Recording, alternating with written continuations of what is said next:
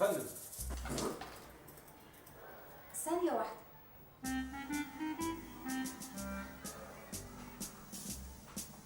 اتفضل اتفضل.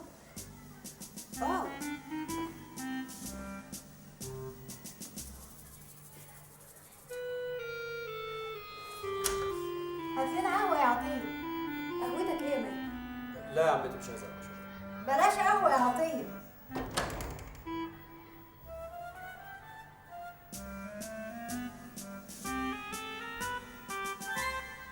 ايه الكلام اللي انت قلته ده يا ماهر؟ كلام ايه يا عمتي؟ ده انا قلت كلام كتير جدا.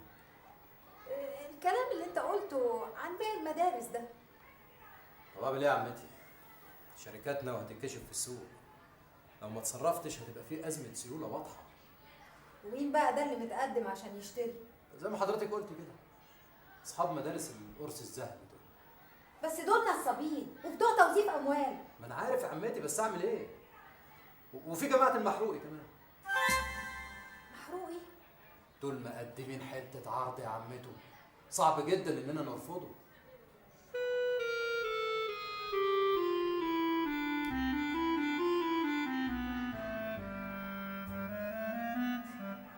طب مدارس ناجحة وسمعتها زي الطبل، وده بفضل الإدارة الحازمة المتمثلة في شخصي أنا. ما هو انت برضه يا عمتي ممكن تشتغلي معاهم. انا هشترط ده في العقد انهم يشغلوكي.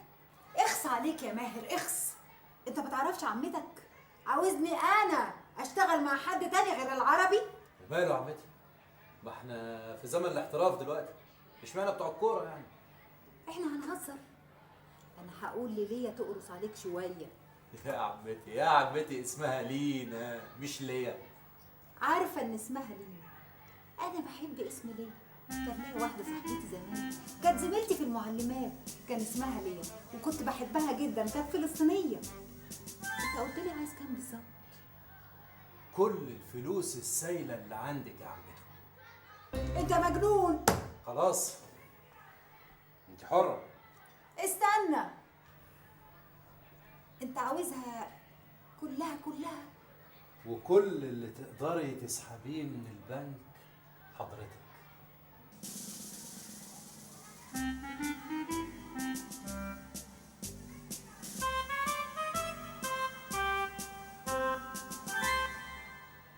To be or not to be, that's the question. مين اللي قال الجملة دي يا ولاد؟ ها، مين عارف يا ولاد؟ قول يا محمد. شكسبير. مستر ماهر يا مس. مستر ماهر؟ بعد اذنكم يا اولاد هاخد منكم المس دقيقه واحده. فكرتك تستاهلي عليها بص، بس مش دلوقتي. ها، ايه الأخبار؟ طمني. فكرتك 100 100. وافقت؟ الا وافقت، دي كانت هتترمي في حضني. دي خنقتني، دي غسلتني ووقفتني وقعدتني ونشرتني، بهدلتني. يعني وافقت ولا ما وافقتش؟ ما وافقتش غير لما قلت لها اني هرفع الرايه البيضاء، سلمت على طول. برافو عليك، برافو عليك يا ماهر. برافو عليك انت، مش انت صاحبه الفكره؟ اشوفك بالليل بقى. طب يلا باي. سلام. كنا بنقول ايه؟ شكسبير.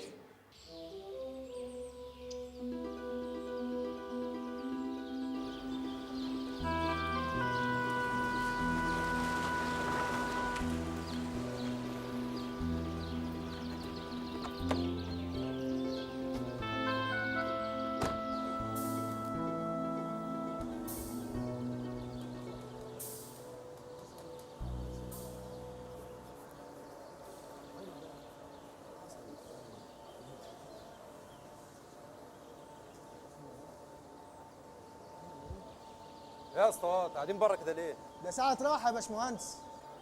امال يا اسطى ابراهيم فين؟ يا باشمهندس صباح الفل. اهلا يا اسطى ابراهيم، ايه الاخبار؟ ربنا اكرمنا وصلحنا 3 عربيات جاهزين للشغل. قول لي بس الاول، العربيات اللي عندنا دي نركب لها ثلاجه ولا نشتري عربيات جديده بثلاجه ونخلص؟ يا باشمهندس كلك نظر، عربيه الثلاجه انضف واحسن. ايه نويته؟ ان شاء الله. باشمهندس عمر في مكتبه. ها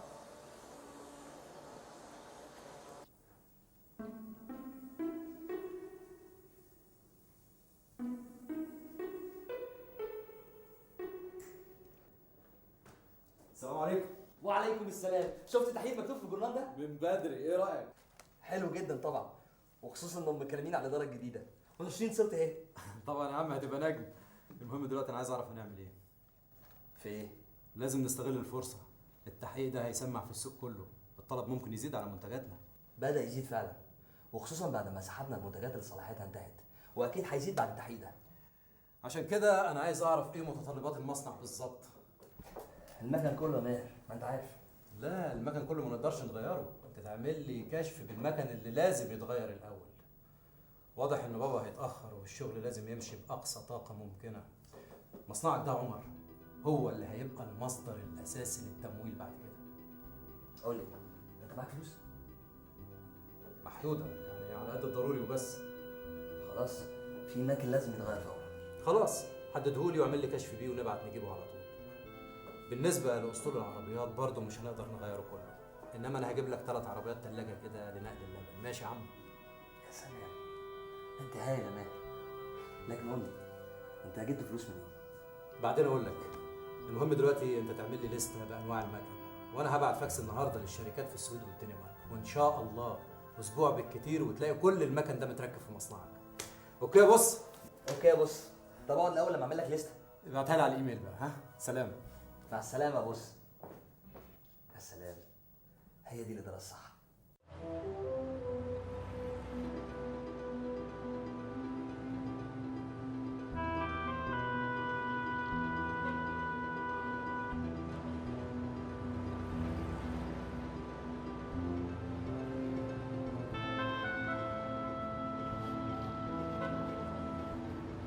صباح الخير يا نوس. ازيك يا ماهر، عامل ايه؟ الحمد لله.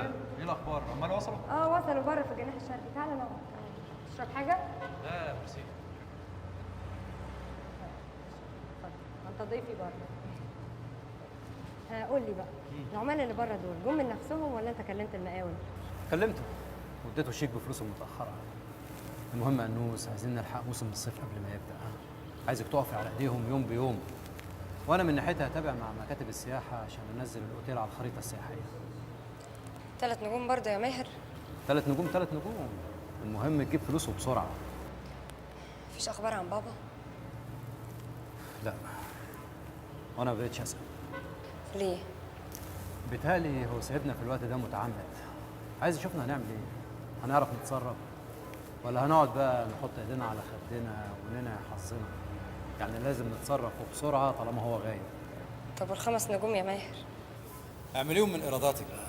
متوقع ان السياحه الموسم ده تشتغل كويس جدا. قدامك اسبوعين تخلصي من الهوسه دي كلها وتفتحي. اسبوعين؟ مستحيل. لو اتاخرتي عن الميعاد ده يا هانم انا بغير الاداره فورا. حاضر.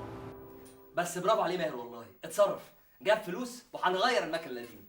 هو ولا عم صبحي؟ لا هو طبعا. وجاب فلوس منين؟ مش عارف، المهم يعني ان المكن والعربيات هيتكلفوا حوالي نص مليون جنيه.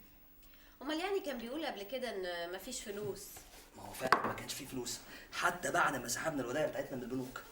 ما تفكرنيش والنبي يا عمر، انا كل ما افتكر انك سحبت الوديعه اللي باسم الولد ابقى هتنقط. وهتتنقطي ليه ان شاء الله؟ يعني انت عايز تفهمني ان ماهر سحب الودائع بتاعتهم كلها؟ انا كنت موجود معاه انا وهو والبنات ما عدا ريم طبعا ورانيا. اهي رانيا دي هي النصحه اللي فيكم كلكم. ما تنسيش ان رانيا دي مرات عوني اللي انا واخد مكانه في المصنع. بعد ايه؟ بعد ما دوختني معاك؟ لولا انا صممت كان زمان ماهر هو اللي ماسك المصنع بدالك. لعلمك بقى، ماهر كان بيحاول يوقف الخراب اللي تسبب فيه عوني، ومن الاول كان ايه اللي انا اللي همسك المصنع. وهو يبقى رئيس مجلس الاداره، صح؟ ضحى، انا تعبان طول النهار ومش ناقص النرازه بتاعتك دي. وانا بعمل كل ده ليه يا عمر؟ مش عشان خايفه عليك. من اخويا يا ضحى. من هوا الطاير يا حبيبي، من اي حاجه تمس شعره منك، حتى لو كنت انا غصب عني. زعلان مني؟ ما اقدرش ازعل منك يا ماما. يا حبيبي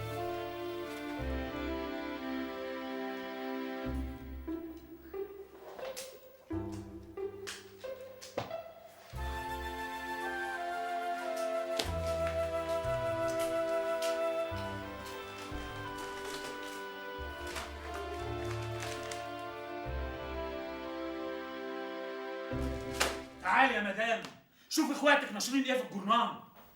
ايه في ايه يا عم؟ روح يا سما. روحي حبيبتي هاتي الجورنان ده.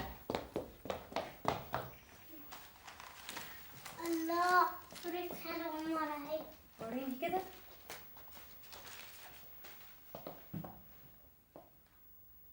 طبعا ما هو الطربوش بقاله قيمه وصورته بتطلع في الجرايد. خليكي هنا يا سما يا حبيبتي. بقول لك يا عم تعالى انا عايزاك. اجي فين يا هاني؟ انا عاوز اتاين على عين اتعشى. ولا ما طبختيش انت كمان؟ لا طبخت، بس تعالى عايزك يا عم تعالى. وريني صورة خالة كده. الله، اخص عليك يا عم، كده تهزق اخواتي قدام الولاد. اوعي كده، انت ايه؟ ما عندكيش احساس؟ مش شايفه كان بيجي في الجرنان الاداره الجديده بتصلح اخطاء الاداره القديمه؟ طب وانا ذنبي ايه يا عم؟ امال ذنب مين يا اختي؟ ذنب امي؟ ما تتكلم بطريقه احسن من كده شويه. طبعا ما هو حضرتك هانم كبيره بنت اكابر، انما انا صايع وتربيه شوارع. صح؟ قوليها يا بنت العربي. ما تحطي صوتك شويه الولاد بره. حلوه دي، بترفعي صوتك عليا. عوني جديده، الولاد يا عم. ما بقاش همك حاجه. الناس عليك. خلاص. عوني جت امي وامك، اخي اللي ما يشتري يتفرج عليك. انا هربيكي يا بنت العربي. انا عارف صوتك عليا ازاي. حاجه تقرف.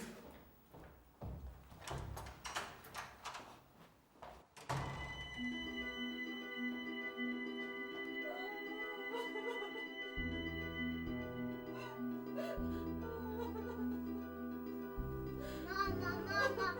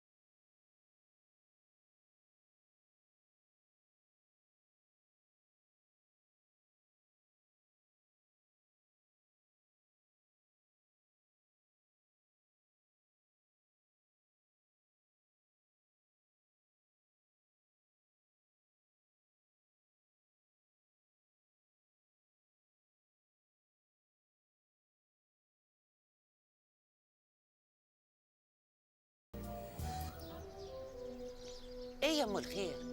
هو فنجاني ملخبط للدرجه دي؟ بسم الله الرحمن الرحيم. والله ما انا عارفه يا ست، الظاهر البن طلع تقيل قوي. اني هقوم اعمل لك فنجان تاني يكون بن خفيف شويه. لا ولا تاني ولا تالت، انا عارفه بختي كويس. شوفي شغلك انت.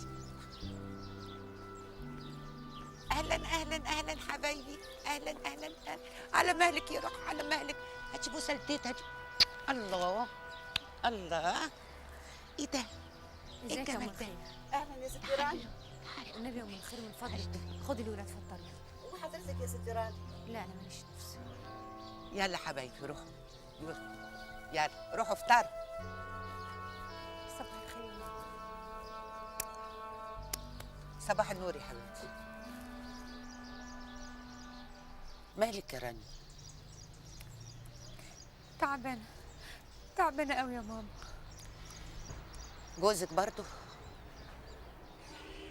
تصوري يا ماما يمد ايده عليا يضربني.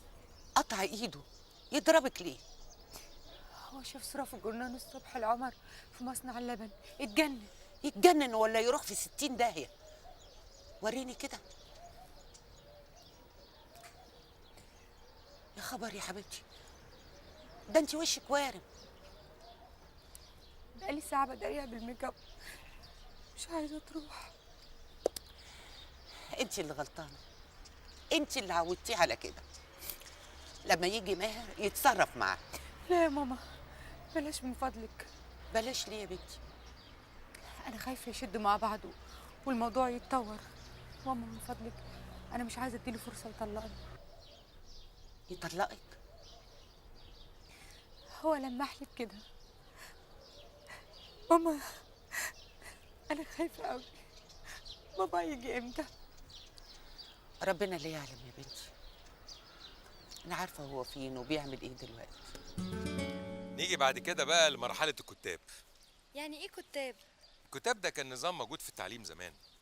كان كل قريه فيها كتاب، والكتاب ده اللي بيشغله شيخ، المساعد بتاعه اسمه العريف. الشيخ ده دايما كان بيبقى ضرير، اعمى يعني. ايه سمع يا ولد. أعوذ بالله من الشيطان الرجيم. بسم الله الرحمن الرحيم. سبح اسم ربك الأعلى الذي خلق فسوى والذي قدر فهدى والذي أخرج المرعى فجعله غثاء أحوى. الله الله الله الله. اللي بعده.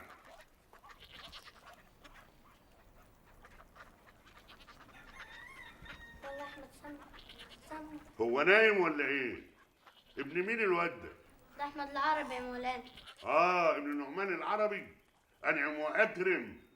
انت قاعد ما جبتش الشهريه دي لغايه دلوقتي؟ أنا جايبها قلت امبارح يا عم الشيخ. اياك تتشخشخ ركبك يا بعيد. كوزين دورة ما ينفعوش. قول لابوك نعمان يبعت معاك 5 بيضات وحته جبنه قديمه. سامعني يا ولا؟ ايوه. ايوه حاف كده يا ابن المركوب. ما اشتمش ابويا يا شيخ متولي. محمود قوي كده على ابوك. ما انت طالع فلتان زيه. سمع. أعوذ بالله من الشيطان الرجيم. بسم الله الرحمن الرحيم. سبح اسم ربك الأعلى الذي خلق فسوى والذي قدر فهدى والذي أخرج المرعى وجعله استغفر الله العظيم. وما انتش حافظ كمان. اخصى عليك وعلى اللي نفضك يا خايب يا ابن الخايبه. ما اشتمش هو ولا أمي. وكمان بتطول لسانك الزفر. هتقوم يا عيال. هتقوم بسرعه قدامي هنا. حطوا لي رجليه في الفلكه. ما تعصلكش يا ابن نعمان وتعالى خد نصيبك. اقعد.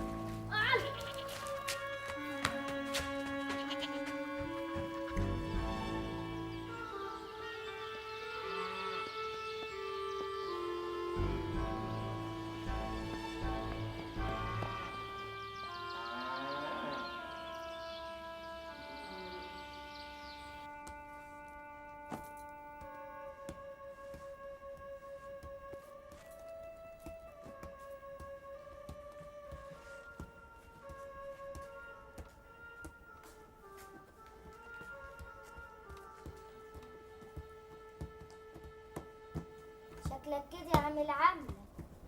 مالكيش دعوة. ملهاش دعوه ازاي يعني؟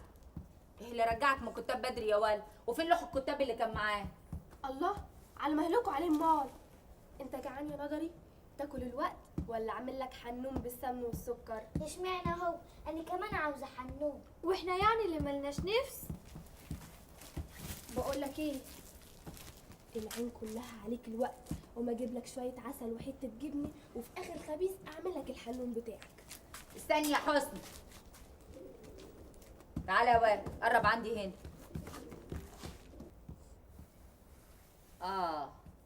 ما دام خايف تقرب لحد عندي تبقى عملت نصيبي. قول يا واد من عندي. قول عملت ايه؟ يا واد انت ما توجعش قلبي. سبت الكتاب وهربت. مش بقولك ياما اعمل عمله؟ وهربت ليه يا ولد؟ الشيخ متولي كان عاوز يديني على الفرق.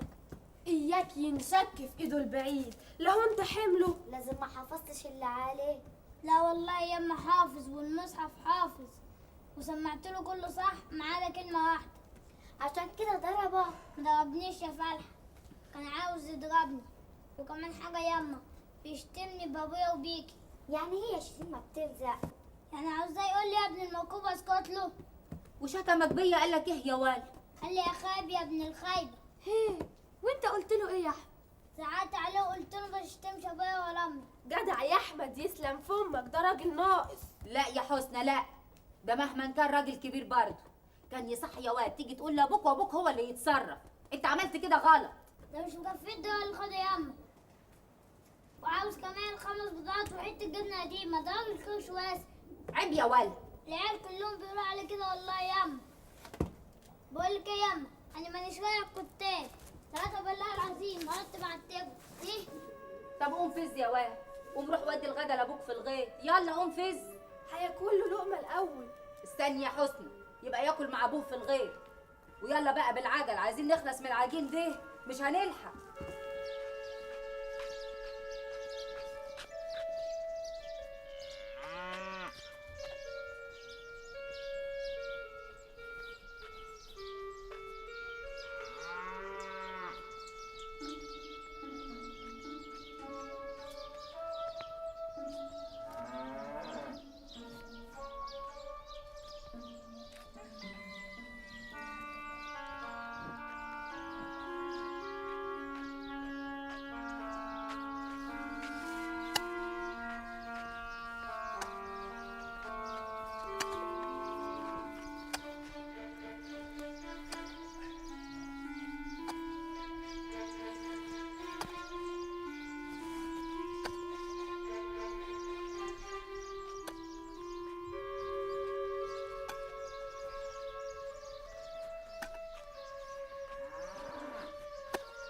السلام عليكم.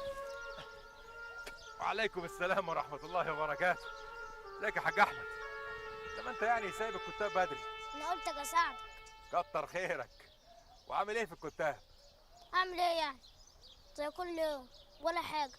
ولا حاجة؟ يعني إيه؟ لو أنتوا مش بتحفظوا القرآن؟ يعني إيه؟ حفظت كام سورة لغاية دلوقتي؟ سورة ايه يابا؟ ده حبالنا يجي شهر لسه في اول جزء يا عم. وإيه سبب التأخير ده؟ الشيخ متولي عاوز 5 بيضات وحته جبنه قديمه غير الدواء اللي خده. وليه كده؟ اهو. طيب يبقى خد له اللي هو عايزه، يمكن يشبع. وليه يابا؟ واحنا بنلاقيه؟ ده احنا بندفع الدم عشان نجيب القرش. والله عندك حق يا حاج أحمد. وبعدين يابا انا ممكن احفظ لوحدي في الدار. لوحدك؟ ايوه، بالنهار اشتغل معاك واساعدك وبالليل احفظ واسمعك. لا هو انت ما عدتش رايح الكتاب. يا انت وحداني ومحتاج اللي يساعدك. وبعدين شهر بحاله ما حفظناش ربع سورة.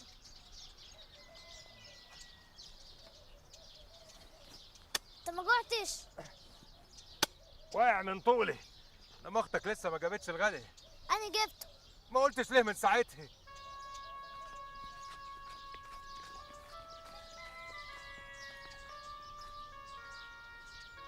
يعني انت ما عدتش رايح الكتاب خلاص؟ وانت عاوزني اروح هروح، لكن شايف اساعدك احسن. السلام عليكم. وعليكم السلام ورحمة الله وبركاته. انتوا اتأخرتوا في الغدا النهارده يعني. اصل عندنا خبيث محدش فاضي يجيب الغدا. مد ايدك يا صالح. متشكرين يا عم نعمان سبقتك. ازيك يا شيخ احمد؟ الشيخ احمد ايه بقى؟ الشيخ احمد طلق الكتاب ب3. لا ليه كده يا احمد؟ يقول لك عايز يساعدني يا سيدي. يا راجل ده احنا كنا متأملين انك تكمل في الازهر وتاخد العالمية. احنا مش حمل علام يا صالح، احنا حملنا تقيل. احنا في رقبتنا بنات لازم يتشوروا. صح يا حاج احمد؟ صح يابا. طب يا ابو نعمان احنا كنا عايزين نعدي عليكم الليله ونلبس الشبكه. مش لما تخلص جيشك الاول يا صالح؟ أنا تقريبا خلصت يا ابو نعمان، فاضل لي 3 اشهر كلهم اجازات، وبعدين احنا هنلبس الشبكه دلوقتي، واول ما اطلع من الجيش ان شاء الله اكون داخل على طول. وجهزت الشبكه؟ الحمد لله يا ابو نعمان انا جاهز مما جميعه. ربنا يسهل لنا ونجهز احنا كمان يا سيدي. ولو من غير حاجه خالص يا ابو نعمان، ده انتوا نسبكوا يشرفني. بعد اذنك بقى اما اقوم اكمل شغلي. السلام عليكم. وعليكم السلام ورحمه الله وبركاته. عم صالح جاي لنا الليله؟ ايوه يا سيدي، عايزين نلبسوا اختك حسن الشبكه. يعني هيتجوزوا؟ شبكه الوقت والجواز بعد كام شهر. انما انت ايه رايك يا حاج احمد؟ عم صالح طيب. ايوه صالح طيب وابوه طيب، واحنا اللي هنتوحل في الاخر. ايه والله وابتدى المشوار يا حاج احمد. انا خلاص ما عدتش رايح كتاب. خالص خالص. يا بختك يا احمد، هتلعب طول النهار يا عم. هلعب ايه يا ابني؟ ما هو واحد ساعة بقى في الغيط. الغيط؟ ايوه امال ايه؟ انت بس نفسك عشان عندك اخوات اكبر منك. انا الكبير بتاع اخواتي وابويا بيعتمد عليا والبنات. امال بقى تضيع على شغل الغيط؟ يعني ما انتش رايح المدرسة الابتدائي كمان؟ يا ابني بقولك ابويا محتاجني اساعده. احمد يا احمد. ايه؟ تعالى. واحد شوف عاوز اي واجب بس ما تتمرجحش. طب انا بمرجح على ما انت تيجي. ما تخليش حد من العيال دول يتمرجحوا. امسك. ايه ده؟ الحنون بالسمن والسكر، ما تتنقلش من هنا غير لما تخلصه. ياه لسه سخن. طالع من الفرن لسه، كله بالعجل لحسن البت ليلى ونجاة يشوفوه يقسموك فيه. عارفه مين جاي لنا الليله؟ لا مانيش عارفه. عم صالح عجلان. مين اللي قالك؟ عم صالح جالنا الغيط وقال لنا انهم جايين الليله بعد صلاه العشاء. عشان ايه؟ عشان يلبسوك الشبكه. لا يا شيخ. اي والله، حتى ابوك سالني ولا ايه رايك يا حاج احمد؟ ها وانت قلت له ايه؟ قلت له موافق. هو كمان موافق ولا تشرف. يا حبيبي يا احمد، ربنا ما يحرمنيش منك يا اخويا. امال ايه؟ ومالك فرحان كده؟ ومين اللي قالك اني فرحان؟ شكلك كده عاوزه تسيب الدو وتمشي. هو اني همشي اروح فين يا احمد؟ ده اني هتنقل من دارنا لدار اللي جنب اللي جنبينا. ايوه بس مين اللي هيصحيني كل يوم ويفطرني؟ يا حبيبي ولا تزعل، لك عليا ابقى اجي اصحيك وافطرك زي العاده. موافق. حسنى بالنسبة ليا كانت أم تانية طول عمرها حتى بعد ما كبرت.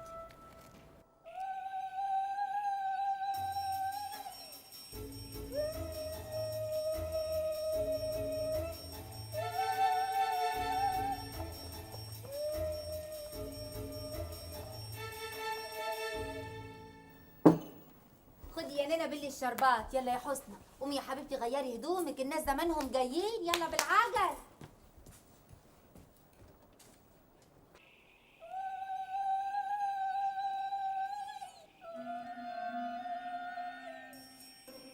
يا اهلا وسهلا، يا اهلا وسهلا، اهلا اهلا، اتفضلوا اتفضلوا، اهلا وسهلا، اهلا وسهلا. يزيد فضلك يا حاج نعمان. ايه لزوم التعب بس يا حاج درويش؟ ولا تعب ولا حاجه يا حاج نعمان.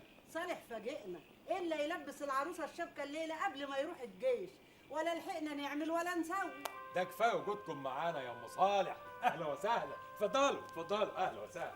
عقبال ما نجيب لهم الصباحيه ان شاء الله.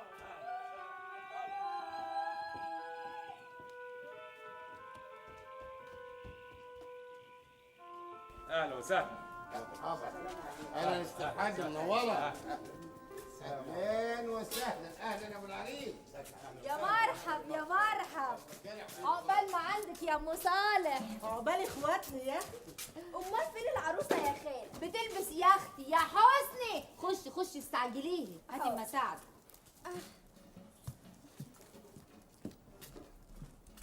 يا اختي هما مستعجلين كده ليه؟ مش لما يخلص جيشه؟ انا عارفه يا اختي، بس بقول لك ايه، جوازة البنات برضه سطري. ايوه الله يرحمك يا ستي. بسم الله ما شاء الله، ولا لما تكون بنتها يا حاج. امال ايه؟ عقيله اصيله وبنت حلال. بالحق مفيش كده. يلا يا اولاد الشربات جاهز. يلا يا حسني بلاش لكاعي. أول مرة أشوف حسنى متزوقة ولابسة بالشكل ده حسيت بالغيرة.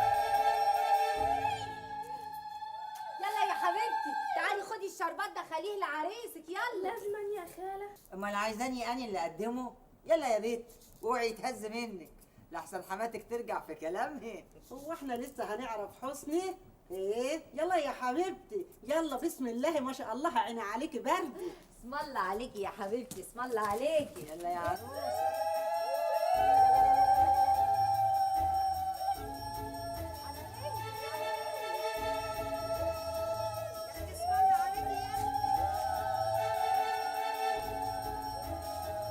اهلا يا عروس، اهلا يا عروسي. تعالي تعالي اقعدي جنب عريسي، اقعدي جنب عريسي.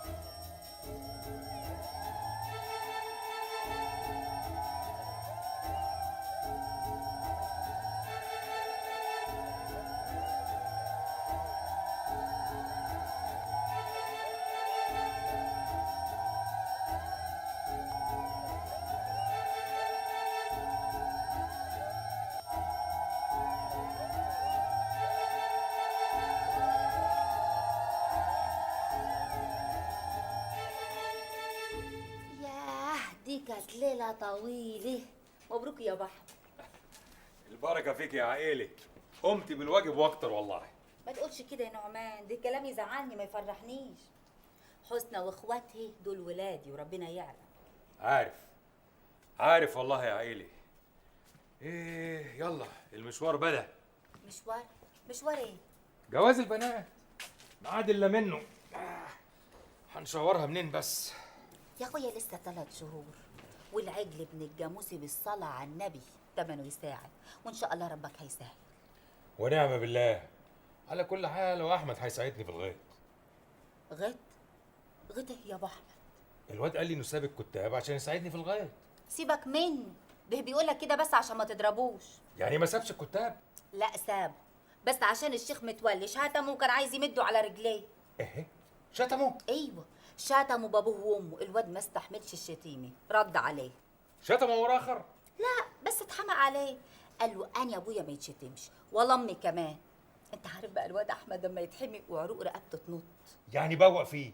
ايوه امال، الواد طالع دمه حامي وعنده كرامه. طالع لابوه. ما هو يبقى ساب اهو. ايوه ساب الكتاب، لكن الغيط لا. ما ترسيني كده يا عائلة، ايه اللي في دماغك بالظبط؟ هيكون في دماغ ايه يعني؟ صراصير. بتفكري في ايه يا بت؟ الواد يتعلم. ما هو ساب العلامة اهو هرب. اني مش قصدي العلام دي، اني قصدي العلام التاني، العلام في المدارس الميري. مدارس ميري ايه بس يا عائلة؟ احنا لا لنا في المدارس الميري ولا لنا في العلام. ليه بقى يا اخوي؟ هو يعني كان اقل من مين؟ ما كل العيال اللي في سنه بيروحوا المدارس، اشمعنى هو؟ الواد ملوش في العلام. وبعدين احنا لسه ورانا شوار حسنى وراها نجاة، وانا محتاج حد يساعدني في الغيط. يا اخويا اني والبنات معاه كتفنا بكتفك. جرى ايه يا بحمد؟ هو انت مش تفرح لما ابنك يبقى متعلم وبيعرف يقرا ويكتب ويبقى ايه يا بت؟ ولا حاجه ابدا، هو يعني ياخد الشهاده الاولانيه بتاعه البلد وبعديها يقعد خلاص ويبقى يساعدك، حتى يعرف يساعدك على حق. وهي المدارس الميري دي مش محتاجه لبس ومصاريف؟ مالكش دعوه بجنس حاجه، انا مجهزه كل حاجه وعامله حسابي على كل حاجه. وهتجيبيهم منين يا عيلي؟ عندي تربيه بط هبيعها في السوق اللي جاي، وهجيب له كل اللي يحتاجه، ما تشيلش هم انت يا ابو احمد. وانا هروح منك فين؟ عارفك دماغك ناشفه، لا هطول منك لا حق ولا باطل. نامي دلوقتي نامي، الصباح رباح. طب ده حتى جدي طلبه كان دايما انا مش عايز اسمع سيره جدك طلبه دي تاني، فاهمه؟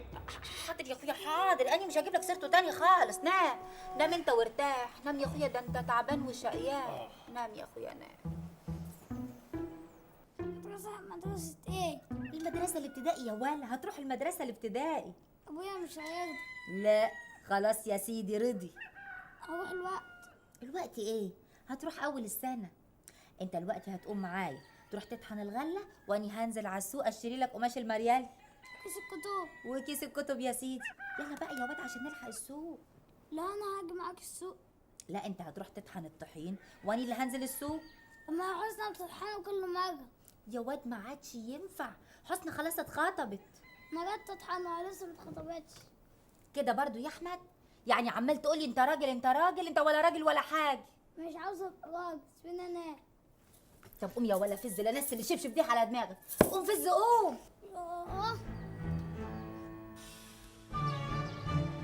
ولا يا احمد انت نمت؟ ازاي وانا فوق كده؟ عارف طريق مكنه الطحين؟ ايوه عارف.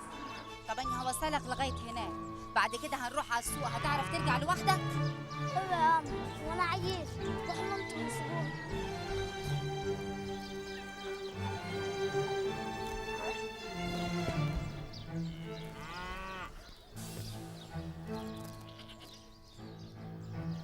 من وانا عندي 6 سنين كنت بساعد العيله في حاجات كتير، حاجات تعتبر صعبه على الكبار دلوقتي، زي شغل الغيط، الفلاحه يعني، وطحن الدقيق في مكنه الطحين. تعرفي مكنه الطحين يا ريم؟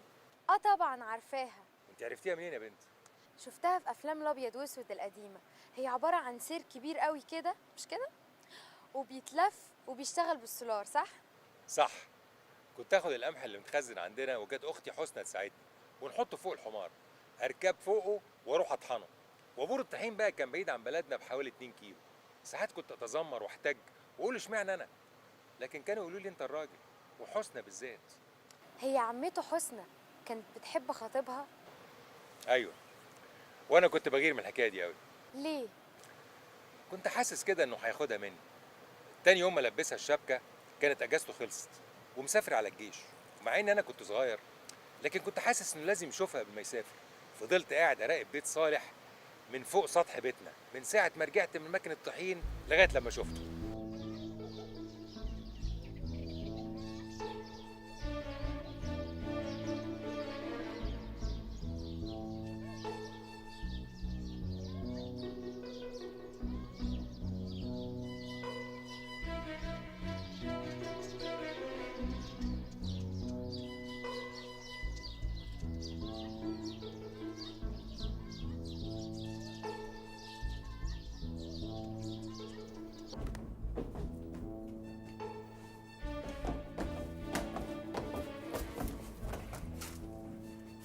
انا رايحه املى البلاص يا خالتي قبل ما الدنيا تليل.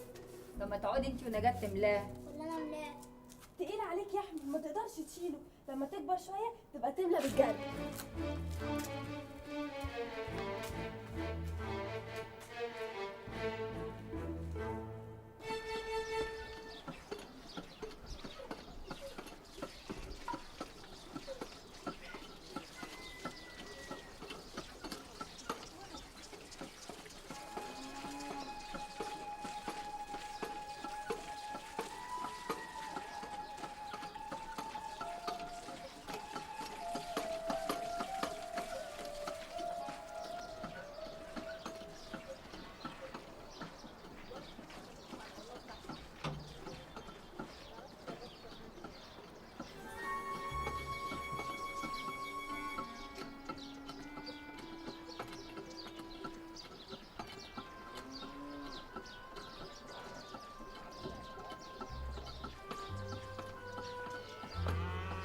هتوحشيني. اشوفك بخير. تسلم، خلي بالك من نفسك. هما اسبوع اسبوعين بالكتير وتلاقيني جاي. اهلا، ازيك يا احمد؟ احنا سمعت يا عم انك رايح المدرسه. هو دي الكلام الصح. مش عايز حاجه من مصر؟ لا. طيب هشوف وشك بخير. السلام عليكم. مع السلامه.